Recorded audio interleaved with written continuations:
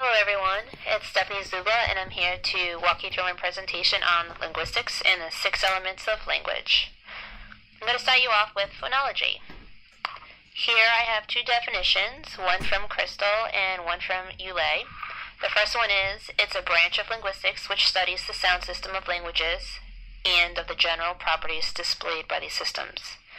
Ulay says that phonology is a study of all aspects of the sounds and sound system of a language, and is based on what we unconsciously know about sound patterns of our language.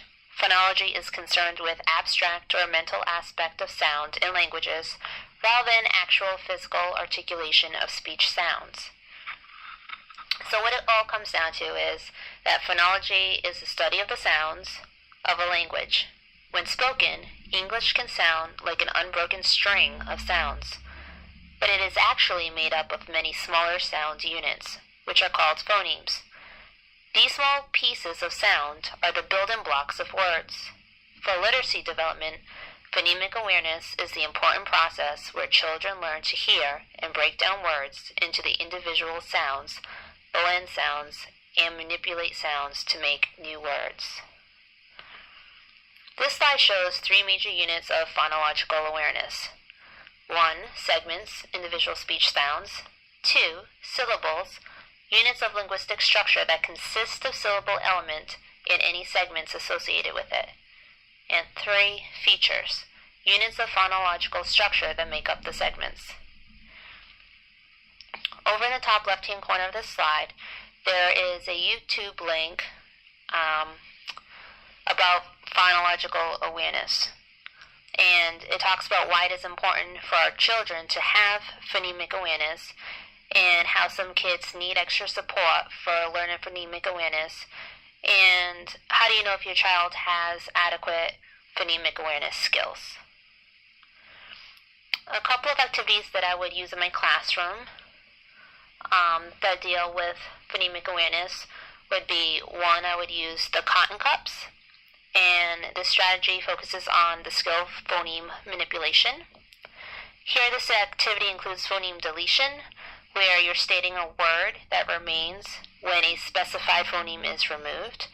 So at the beginning of the lesson, I would read a book to the class, and the teacher will leave off the first sound of some words. As students notice the word with missing sound, they would place a cotton ball in the cup. The teacher will stop along and discuss the missing sounds that the students have noticed. The teacher would finish the story and observe the students while reading the story, the ones who are adding the cotton balls to the cups and the ones who are not. The next activity has to do with blending syllables. And this is a good strategy for beginning learners to sound out words slowly and then quickly in order to reread them. Combining sounds is a skill necessary for learning to read. Over on the left, you have a teacher, and she is demonstrating an activity called pounding the sound, I believe. And she has the kids come up and stretch out different words and pounding along each colored square to differentiate the beginning, the middle, and the last sound by pounding their fist according to the square.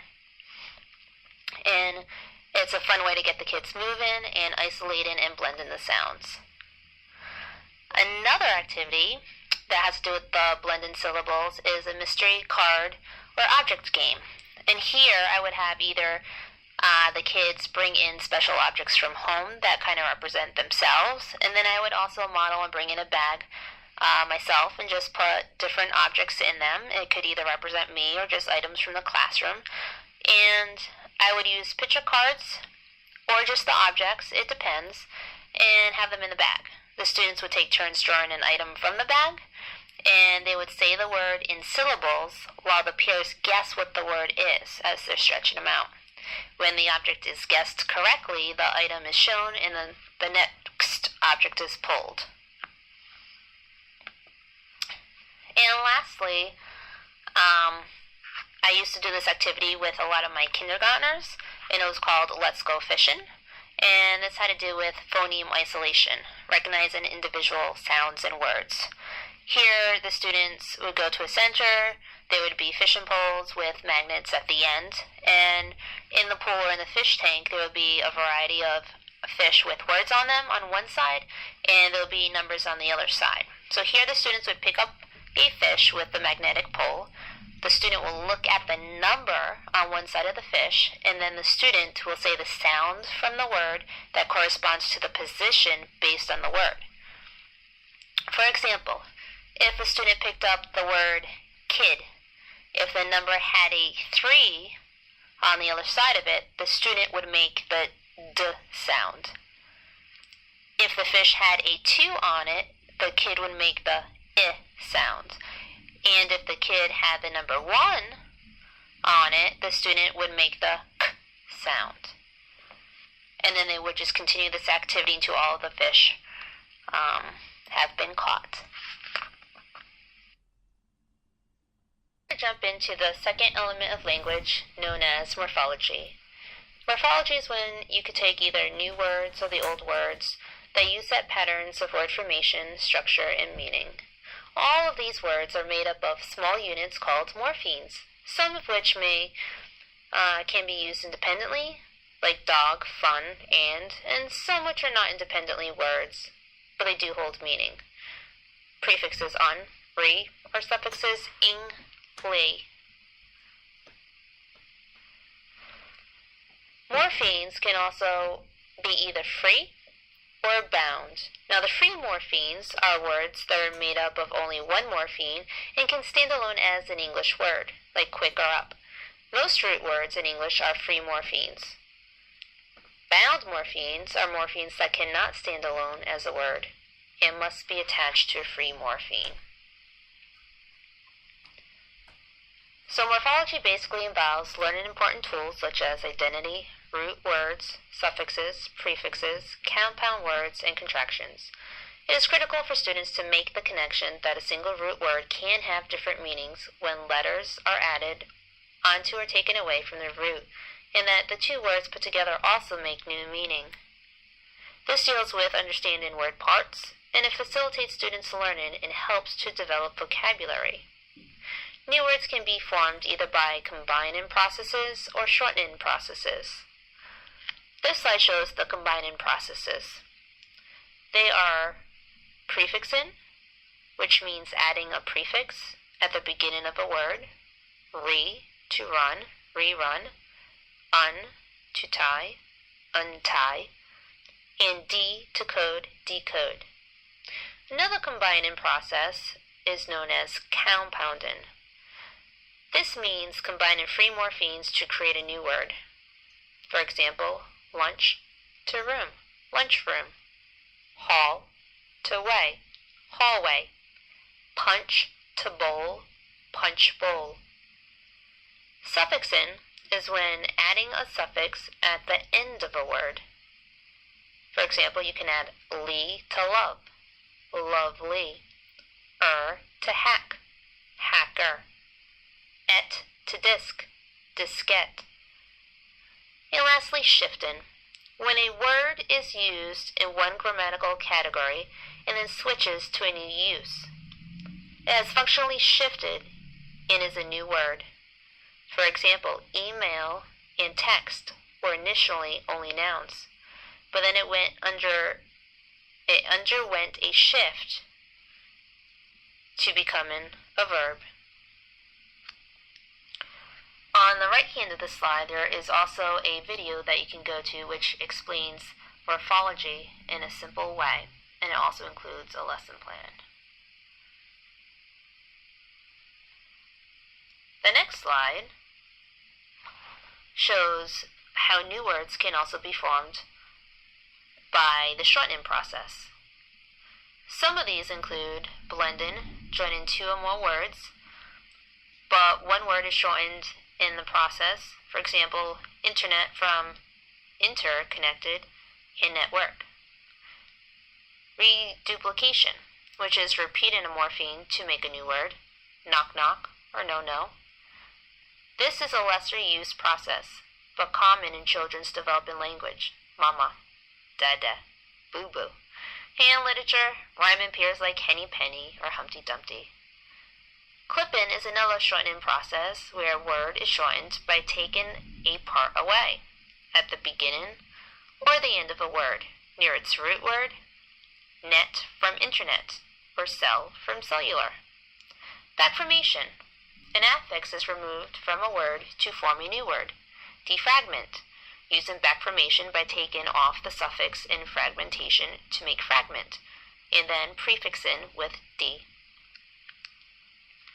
A strategy that I like to use in my class to show how new words are formed is coining. Coining is the process of renaming and labeling new products.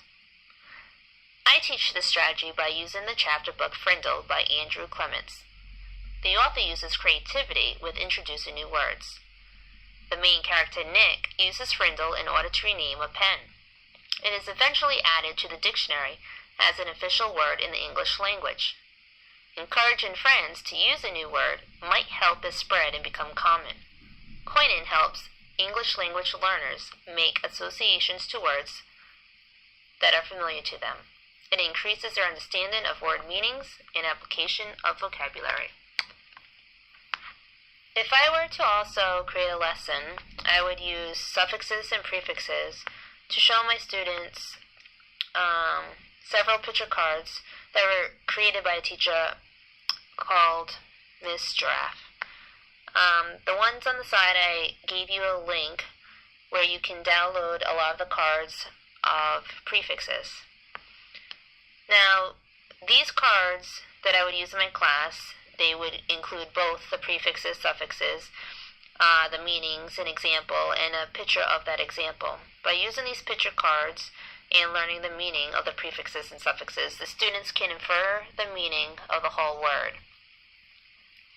After utilizing these cards, I will show a video clip from YouTube that is interactive on Brain Pop, which I love to use. It has a great video that defines each word pot in meaningful examples. And lastly, I would have my students do a hands-on activity, breaking them up into 3 groups. And each group will get a different color marker and index card. Group 1 will write down root words on their index cards, and Group 2 will write down prefixes on their index cards. And Group 3 will write down suffixes on the cards. When all groups have filled out their cards, I will have Group 1 read the root word aloud, and then Group 2 will look at the prefixes and see if they can use one to add to the root word. Group 3 will be asked if they can use any of their suffixes to create a new word. I would continue this activity until the class has shared all root words and create a chart of their words on paper to use as a reference tool.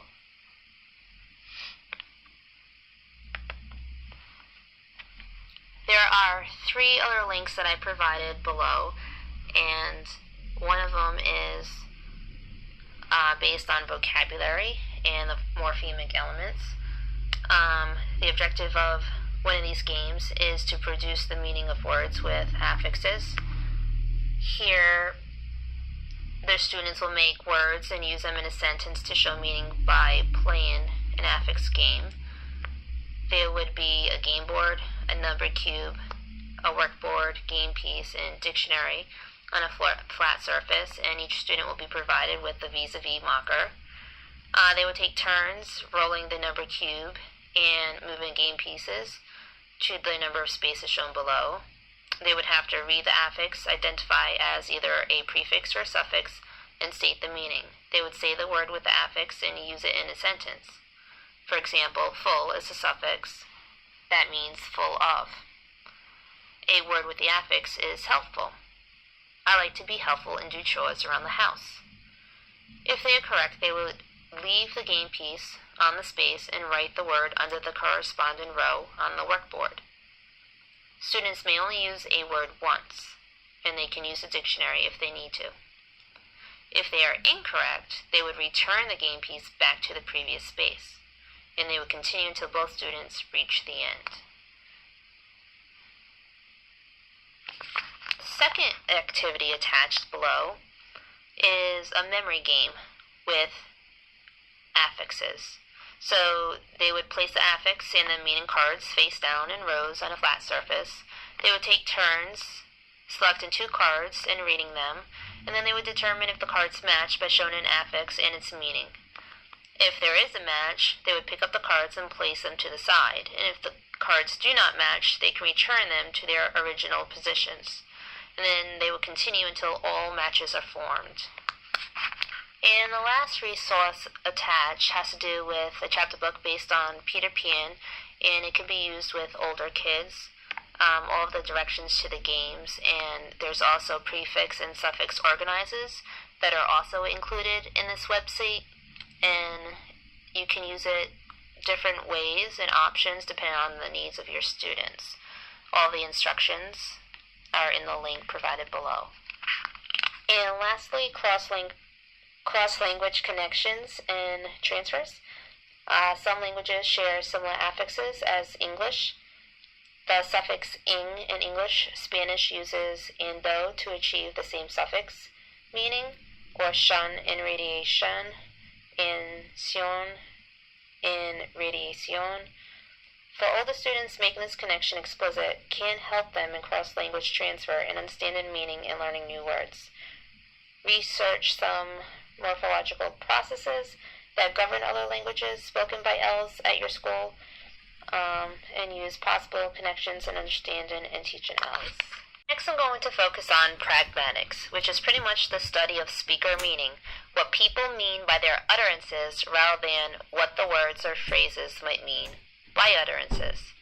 If you take a look a little bit at the comic strip below, there is a girl and she receives a text from her boss.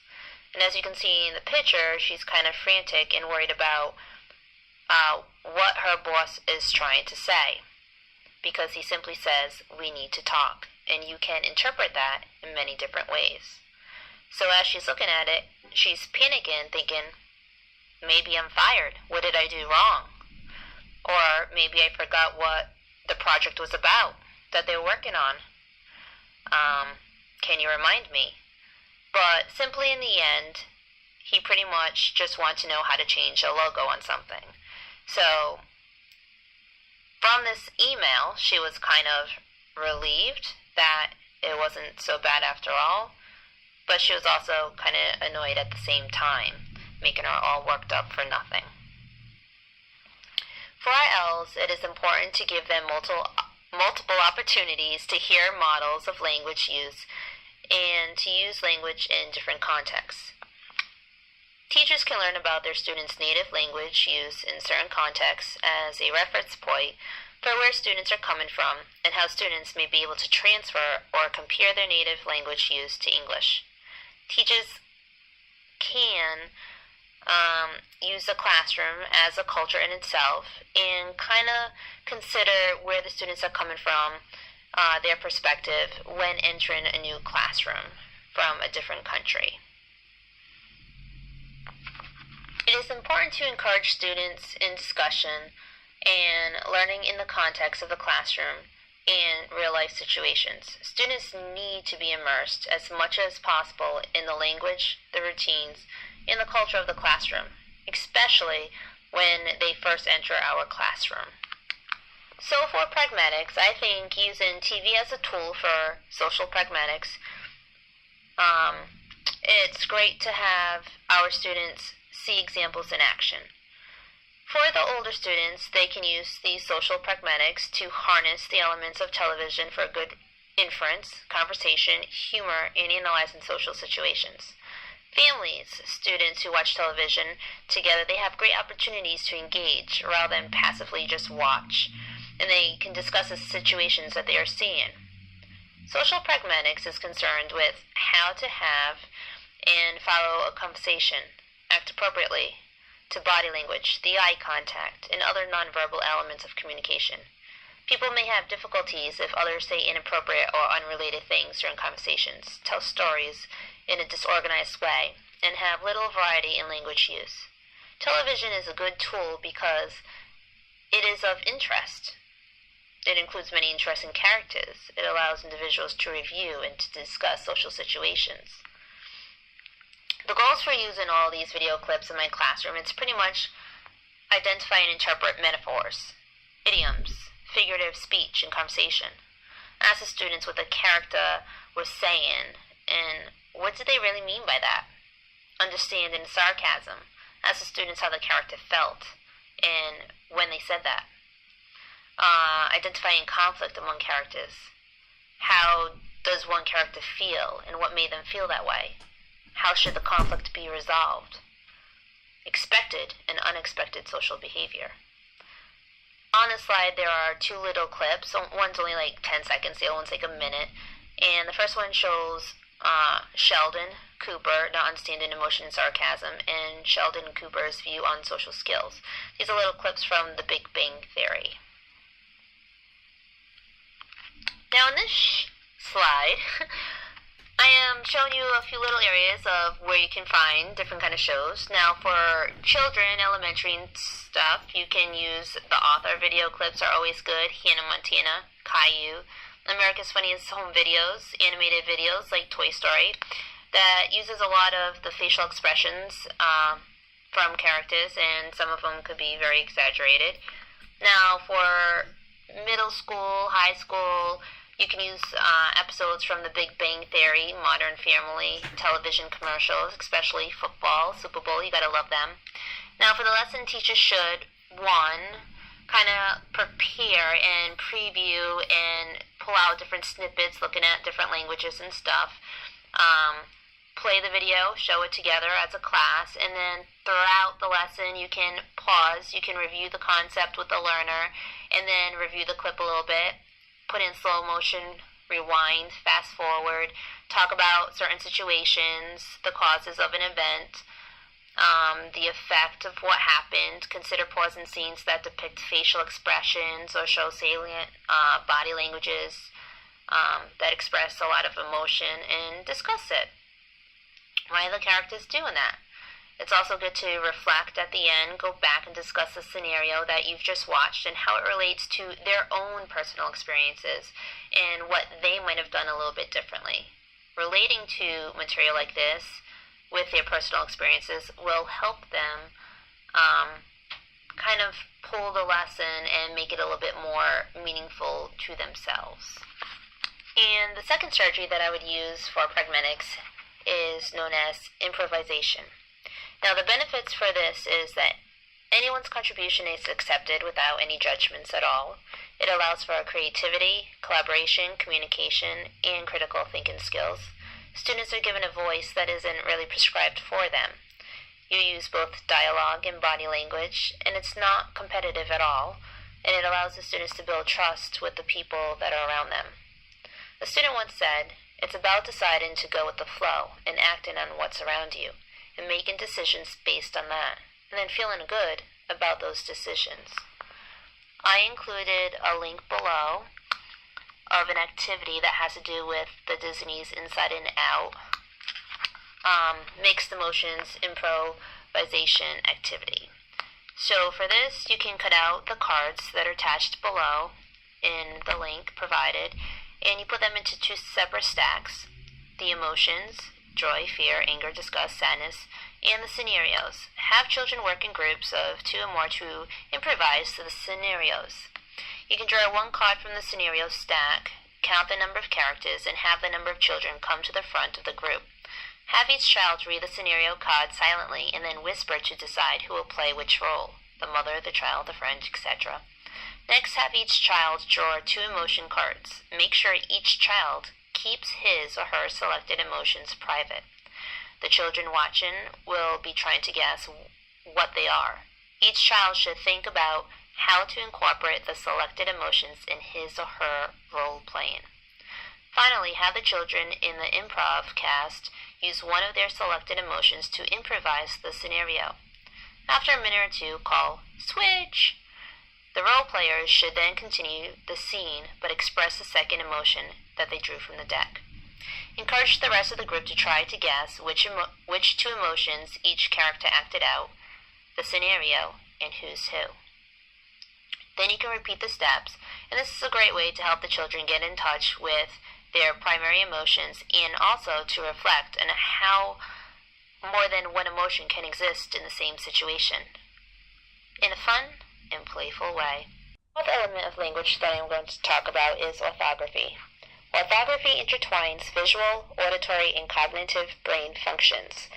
It links symbols of an alphabet to the sounds of a language. It is a written language that is simple enough to use but complex enough to represent everything that we are capable of saying. It is a collection of rules that visually represent a language. Logographic orthography is written language that uses symbols for entire words. Syllabic orthography is written language that uses symbols for syllabic sound. And alphabetic written language, like English, that uses symbols for individual sounds. There are 2 links below that includes videos. The first one is a video that will show you the steps of your brain as it processes the information from short-term memory and stores it as long-term memory to use later for reading and writing. And the second link includes some 5th graders sharing their thoughts about orthography and how it has made a difference in their learning process. One strategy that I use in my class for writing is sentence frames. Sentence frames can help improve writing no matter what the task is. It's a pre-written sentence with spaces for you to fill in the remaining words. It allows students to focus on producing the language they already know while gaining experience with correct English grammar. Sentence frames help model the correct structure and flow of English language. It relieves students from the pressure of producing their own sentences. With practice, students will be able to write similar sentences independently. An example that was included in one of my PowerPoints is below, and many of my students have to do a lot of turn and talk, show their partners, and one of the sentence frames was, if you had a problem and were seeking advice, whom would you talk to and why? And the sentence frame read, if I were seeking advice, I would talk to blank because. Journal writing is another strategy. It's an unintimidating strategy ESL students use to practice writing. One can be interactive journals. It allows for students and teachers communication using a designated notebook. It's interactive.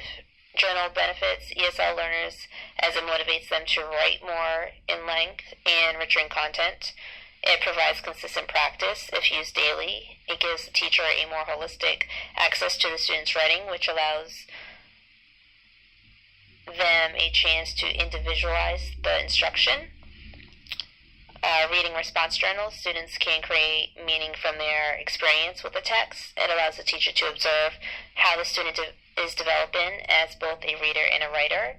It can be used as a self-reflection activity, and it gives the students a chance to think about how they learn and what they do to help themselves. It can respond to predicting the plot, personal reactions to characters, synthesizing text, and more.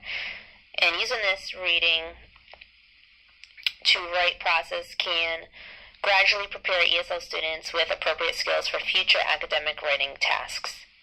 And lastly, correspondence journals. Students need time to talk both orally and in written form. The talk leads us to understand and process what we are learning. It allows the students to facilitate written talk and is a vehicle for questions otherwise unanswered due to anxiety or a lack of confidence. Expressions of feelings of frustration, celebrations, or even accomplishments. It's a safe place to write, and it gives the ESL students the opportunity to practice conventions such as punctuation, capitalization, and grammar without penalty. And it's a place for powerful reflection, free of peer criticism, and rich with freedom of expression. The element of language that I will talk about is semantics. It is the study of relationships between words and how we construct meaning. It sheds light on how we experience the world and how we view ourselves and others. It's the meaning and the interpretations of words, signs, and sentence structures. Issues between semantics is figurative meaning, taking concepts for face value, and figurative meaning, which utilizes similes and metaphors to represent meaning and convey more emotion. Below is a little video clip from study.com, and it includes a definition and examples in a kid-friendly way. A A quote that I found by Suzanne Rose kind of stuck with me, and she said, when we look closely at the meaning of words, phrases, or other text, we are looking at semantics. This includes the development of new words, the use of words as labels, and the study of words that have multiple meanings. It depends on the author's intentions that the words can be either literal or figurative. One activity that I can use in my classroom to help the kids learn a little bit about vocabulary would be through the TPR strategy, which is known as Total Physical Response. And this allows our English language learners to engage with practice and develop knowledge and understanding without relying on speaking and writing.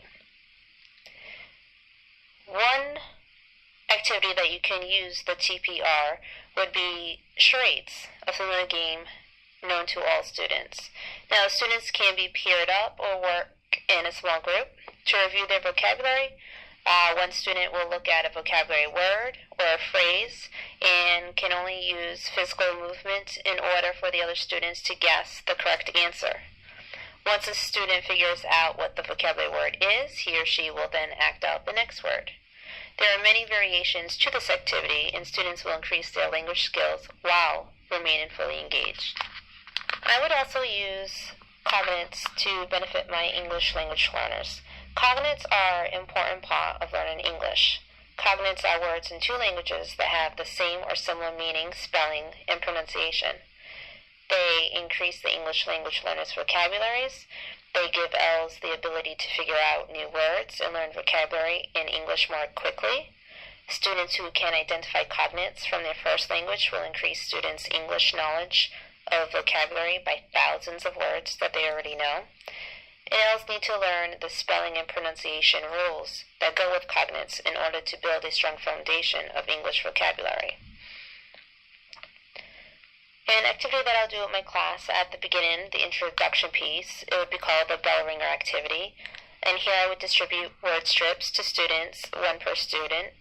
I would tell them that I am distributing English, Spanish cognate pairs, and that they must find a peer who has the translation of their word. Their mystery partner will have a strip with a word on it that means the same thing as their word. Their partner's word may be spelled exactly the same way, spelled nearly the same, spelled only somewhat similarly, or sound the same but look quite different. Students need to find their partners, discuss their two words, and come to a decision about what the words mean. Once peers have formed, they call for volunteer peers of students to tell what their word pairs are and what they mean, and how do they know. Then I would provide direct instruction in modeling. I would define cognates, explain that because English and Spanish are closely related, that both have Latin roots, some words in Spanish are similar in form and meaning to a word in English. These words are called cognates, and Spanish speakers can use their knowledge of their first language to help them learn many words in English. Basically, words commonly used in school. Other languages with European roots also have English cognates. Describe the four categories of cognates, project the types of cognates, graphic organizer, and list examples of the four types of cognates as you define and discuss them. Words that are spelled exactly the same in both languages. You would ask for volunteers whose peers were spelled exactly the same to call out their word and say, as they do so, list them on the graphic organizer. Ask students whether they know of other English-Spanish cognates that are spelled the same way and have the same meaning. Words that are spelled very similarly, these often vary in predictable ways. For example, declaration, declaration, contamination, contamination. What part of the word changes each time? Call for other examples from the game or from students' own experiences. and you would continue this process for the next two categories. Words that are less similar but share the same root: sport, deporte. Words that sound alike even though the spellings vary: pleasure, plaisir. Multiple meaning words. Some words are cognates for one meaning but not for another. For example, in English, letter can mean a character of the alphabet or a note that you write to someone. In Spanish, letra only means a character of the alphabet. The Spanish word for a note you write to someone is carta. False cognates. Some words may look and sound like cognates but aren't. For example, the Spanish word sopa looks and sounds similar to the English word soap, but they mean something very different. The Spanish word sopa is something you eat. The English word soap is something used to wash things. English soap and Spanish sopa are false cognates. Ask students whether they think they can think of other false cognates. Does anyone know what pie means in Spanish? Foot. What does the word pie mean in English? Dessert. Here's just an example of a graphic organizer filled in with types of cognates. You have words spelled exactly the same, words spelled similarly, words that are less similar but with the same root, and words that are spelled differently but with the same sound. Syntax provides clues to help decode or figure out what unknown words mean. Ordering of words to say what needs to be said. It's when a writer first chooses his words and thus must decide when, where, and how he wants to use them in order to create an impact on his reader. Why you write is going to determine how structured and formal your syntax must be. Formal writing syntax or arrangement of words should follow grammatical conventions and be straightforward in structure. Inverted syntax is a manipulation of sentences. English sentences which are written in the SVO sentence patterns by knowledgeable writers have the power to manipulate their sentences to reflect a different pattern. Inverted syntax is usually used in asking a question, making exclamations, and writing literature. The rules of sentence structure determine which combinations are allowed and which combinations are not allowed. Below, again, there is a video that gives the definition and different examples of syntax. One strategy to use to reinforce syntax is mixed up sentences. First, you can model the strategy. The teacher writes on index cards some words, and these words, when put together, should read a complete sentence. The teacher rearranges the words so that they are out of order. He or she will ask the class if the sentence is correct. For example, the sentence could read, I read, have a notebook. After the class agrees that it is incorrect, the teacher can call on a class detective to fix it. I would have the students not only rearrange the cards, but also write the sentence. I find it to be more effective. At the end, I would have the students point out the differences in the correct and incorrect sentences. Turn it into a game. Small collaborative groups. The teacher can project incorrect sentences on the board. The student who puts the sentence in the correct order first will earn a point for their team or group. You go through the process until each student has had the opportunity to participate. And to differentiate the activity, you can have lower level students choose easier sentences to boost their confidence. For more advanced students, you can choose more difficult sentences to offer a challenge. Without syntax, our language would be pretty much gibberish. Changing the word order changes the meaning. For example, there is a difference between I can go and can I go. Sentences with words in the wrong order are a problem for some children, as are confusing verb tenses and getting words that end in d, s, and ing wrong. To help the students, the teacher can rephrase sentences as it should have been constructed. If the child says, "Home, I went today," the teacher could reply, "Oh, you went home today. What did you do there?" Use sentence completion exercises. Give students open-ended sentences such as, "The duck waddled," or "The man went," and have them complete the sentences so that they make sense. Exercises will benefit them either orally or as a written assignment. Help students develop the basics. Teach them that sentences start with capital letters and end with periods. Teach students how sentences often use a noun-verb direct object pattern. Build on the earlier sentence exercise and make a pile of flashcard piles of nouns, verbs, and direct objects. Identifying the categories with different colored markers and have the students construct more complex sentences by adding adjectives and pronouns. Perform verb exercises. Write yesterday, today, and tomorrow on the whiteboard, and have the students conjugate a list of verbs using the past, present, and future tenses. Then have them construct short sentences such as, "Yesterday I went to school." "Today I go to school." "Tomorrow I will come to school." Use songs and nursery rhymes. Repetition is essential to language learning, and singing helps make learning correct word order automatic. Praise your students when they get things right.